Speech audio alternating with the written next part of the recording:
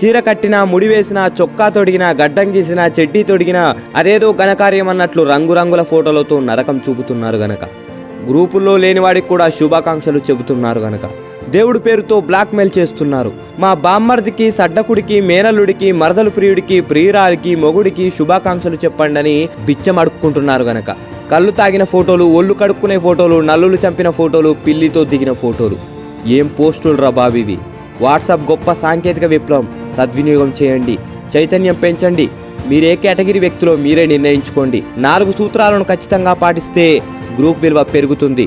1, ఆ గ్రూప్ని ఎందుకు ప్రారంభించారో తెలుసుకోవాలి. 2, మీరు పోస్ట్ చేసే ప్రతి అంశము ఆ గ్రూప్ ఉద్దేశానికి, లక్ష్యానికి అనుగుణంగా ఉందో లేదో గమనించాలి. 3, అనవసరమైన వ్యర్థ చర్చలు జరపకుండా ఉండాలి. ఎవరి అభిప్రాయంతోనైనా విభేదిస్తే వారితో వ్యక్తిగతంగా చర్చించాలి. 4, అందరికీ ఉపయోగపడే అంశాలనే పోస్ట్ చేయండి. అందువల్ల మీ స్థాయి అందరిలో ఉన్నతంగా ఉంటుంది. చిన్నపిల్లలాగా వీడియోలు, గుడ్ మార్నింగ్లు, గుడ్ నైట్లు, సండేలు, మండేలు వద్దు. కొద్దిగా ఆలోచించండి.